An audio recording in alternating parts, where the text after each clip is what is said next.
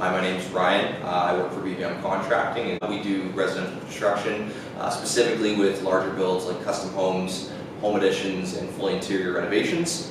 And this podcast is called Renovating Toronto.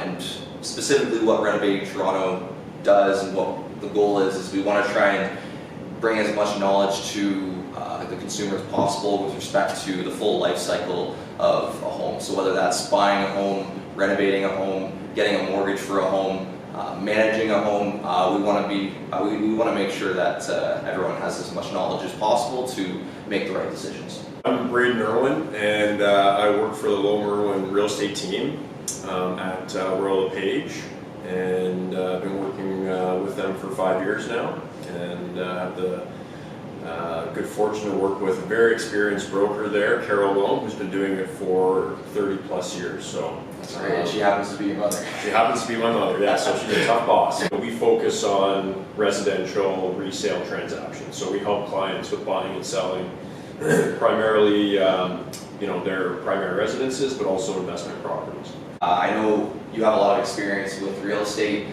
from the investor standpoint, from working with clients to buy homes. First thing I wanted to do is to kind of get your take on yourself as a real estate investor. For me, I'm very long real estate. I know there are lots of people in the area that love to sort of buy houses, fix them up, and sell it. That's not what I love to do personally. I am really a big believer in buying and holding, and for a number of reasons. One is gives you the benefit of time. So one of the things that we were kind of talking about previously was what are some of the things that some of the strategies that I use in my for when I look for my investments, and really one of the big things is just getting started, because it allows you to start to build equity and realize some of the gains over time. Makes you a little bit less susceptible to short-term market trends, whether that be seasonal or annual trends, whether kind of the fluctuations in the market. And also, especially in Toronto, the cost to transact is quite expensive. And I think there's a lot of efficiencies when you can actually buy something and hold it over a long period of time. Absolutely. And you touched on a lot of really good points there. I guess as more of a broader question to you is, what does your real estate portfolio consist of? So I started out with pre-construction condos, and it's about, I would say 6-7 years ago is when I bought my first one. And really the big factor for me was just affordability.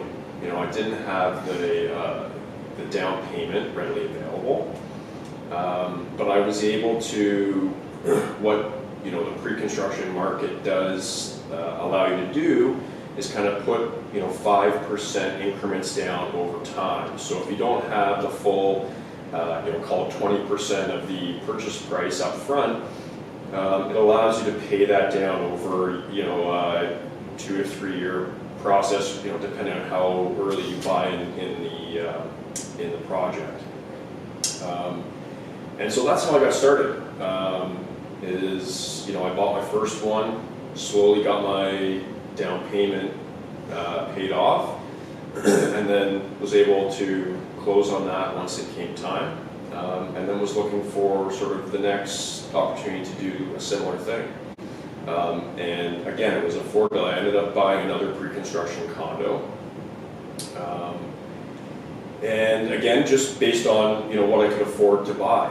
And then I started to transition. I actually got some great advice from my boss, and she was a real believer in owning land. You hear lots of people say they're not making any more land, so and it allows you to do things that that you aren't able to do in condos. The cost to enter that market is a little bit higher, but typically your returns you know, if you're buying right and you're managing the properties and you're looking for the right type of property, you're able to sort of maximize your returns on those investments. How do you utilize your portfolio to make further investments? And I guess to step back a little bit, obviously it takes a little bit of time to get that snowball rolling down the hill and kind of get that machine of a real estate portfolio. Were there any strategies that you used to essentially ramp up the speed of your real estate portfolio growth at first? I think getting started for people is the hardest part, because human nature is to be a little bit impatient, and you want to start with 5 properties. But the reality is you've got to start with 1 before you can get 2. Yeah. And that's why for me, like, part of the strategy was just getting started, because you know what you can gain over time and what you're able to do with some of the equity that you build up in that property over time, it allows you to kind of start to build that portfolio you know, at a faster pace. But it takes time to get that going. The reality for a lot of people, like in Toronto, is it is a very expensive city to live in. You know, it's becoming and has become a world-class city, and with that comes, you know, world-class cost of living. The reality is that with rents as high as they are, most people can actually afford to own a home. Where the hard part is that they may not have that down payment just to get into the market, right? Or at least to get into the market that they want to be in.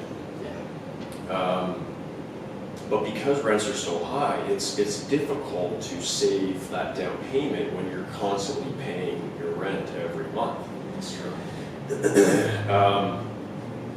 So I was very fortunate that, you know, I had the ability to save up some money when I was younger, and you know, I bought a condo that was pre-construction that I didn't end up moving into for several years after I had actually, you know, put my money in.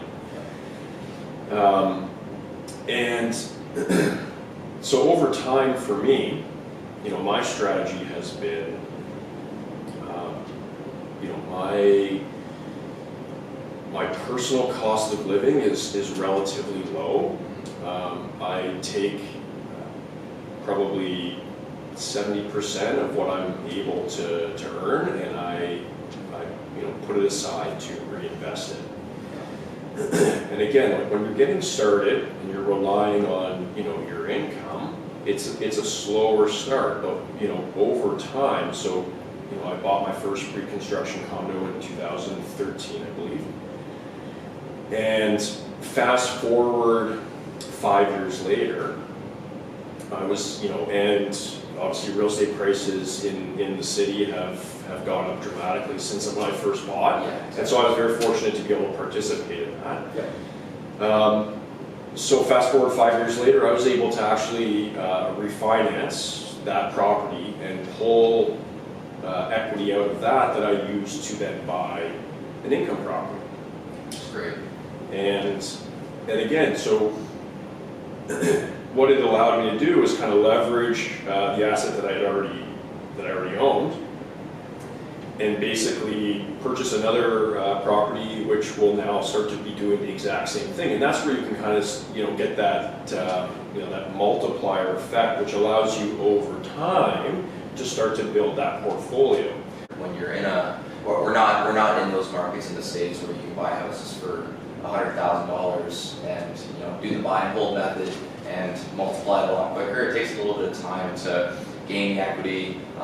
You know, obviously there's some pretty stringent rules in terms of how much you can leverage against your house. So with all that in mind, like you said, it does take time. So that's really good insight. And I think the key thing there was, you know, utilizing the equity that you have in whatever property you have. If it's the property that you are living in, if it's an investment property, trying to find ways to leverage it, which it seems like you've done a really good job with. Yeah. And again, like it's hard to get started, but once you do, you know, different opportunities start to open up to you, for you. Do you see anything that you haven't invested in already that you would want the future, or is there anything that's kind of transacted, like, or anything that's in the process of being transacted that you'd like to kind of shed some light on, something different or anything with respect to your real estate portfolio? What I saw is, as you're able to increase the number of units, the number of doors that you have under one roof, I think that becomes your multiplier, effect, because you're kind of limited. You can only rent one condo for a certain amount of money a month, and that's market driven. But if you're able to take a house and create 2 units, then you start to be able to increase, the amount of rent you're able to get per that house. And so over time, what we sort of transitioned into was more sort of smaller apartment buildings. So kind of the next step beyond, a traditional semi or detached house that's split up into units. And again, I think that there's some efficiencies there on the expense side, but also, if you're able to find the right property, typically they're under market, in rents, and over time, as you're able to bring those up to market, I think that there's a lot of value there. So that's kind of, what I transitioned into after, the single family or the freehold sort of smaller single family rental market.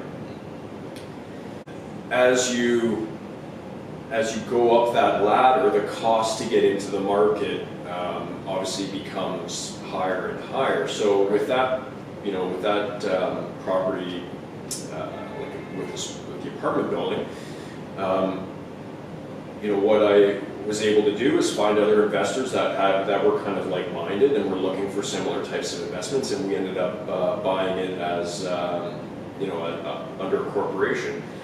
So again, that might be an opportunity for other, like-minded investors. Even, if you're thinking about buying a condo or a small house or whatever that might be, it might be an opportunity there. Again, if it's structured properly and everyone's on the same page. You want to protect yourself. Yeah, everyone needs to be able to feel confident that their investment is going to be protected. Right. And that everyone's kind of vision is similar, so that you don't get into a scenario where all of a sudden you kind of regret what you've done. But I think it presents an opportunity, especially as the market does become a little bit less affordable for the average person, to find like-minded people and maybe buy a property together as a way just to get into the market. I think the last thing I want to talk about with respect to your portfolio, and I know we've talked about this before, is how you don't necessarily renovate before or as you buy the properties. You buy the property, get the tenants in there, and then naturally when there's turnover, you upgrade as you go to slowly increase the value of how much you can rent out the property for. So just maybe touch on that a little bit. What might be a great opportunity for you might differ for me. You come from a construction background, so and you have the expertise and the knowledge that you could leverage with maybe finding a property that needs quite a bit of work, or maybe converting something that's single family into something that has multiple units. For me, what I was looking for was something that was had tenants that were under market. So it gave me room as those tenants turned over to increase the rents and realize a larger return as that happened. I didn't want something that was newly renovated because I didn't want to pay for someone else's renovation. And usually, newly renovated properties are typically going to have tenants that are at or close to market rent, so your margin is smaller in those. I also didn't want something that required immediate renovations because I didn't have the cash to actually go and do them. So for me, again, it was very long-term focused. I was looking for those properties that were kind of in between, where, you know, maybe with a coat of paint and maybe some small kind of, you know, fixes here and there, you know, you could really get close to or at market rents. But, you know, something that allowed me with kind of a minimal amount of investment to increase those rents as the tenants turned over. Right. And I guess a follow-up question would be, what's the demand like for those types of houses? Like, were you in bidding wars? Was it something where you had to, you know, fight to get that type of property, or was it a little bit less of a competition because it wasn't necessarily a move-in ready home? There was still a little bit of work to do. You know what? The competition in Toronto is pretty, like, it's there in most price points, but especially in the bottom end of the market, which is, you know, where I was buying. Right. And that's part of the reason why I was looking to kind of transition into maybe a different asset class that maybe had a little bit less competition. But again, you know, I'm not rewriting any sort of investment plan here. I think, you know, people have been investing in multifamily residential properties for a very long time and have done very well over, you know, the course of the time that they've owned it. To answer your question, yes, I was in competition, but what I had to do was sort of break down, you know, how the finances worked for me, and you know, just to keep it really simple, I looked at it from two sort of vantage points. One is, you know, the cap rate. For people who don't know what that is, it's the capitalization rate. It's basically what you're earning, you know, as a ratio of what the purchase price is. And there are sort of market standards for kind of what most properties are transacting for, depending on the area, depending on the asset class, but also your cash flow. Because for me, I wanted to be able to have the properties, you know, paying, you know, covering themselves, so they could kind of operate in the background without me having to, you know, feed them cash on a monthly basis. Because what that allowed me to do is kind of just have them in the background and not have to worry about, you know, added expenses or being able to, you know, to cover the costs. So I was really looking for properties that could, you know, even if it was, you know, just by a couple $100 a month, just cover themselves. Because I knew that over time, as those tenants turned over, the rents would increase, and, you know, my return on that investment would start to, you know, increase along with it.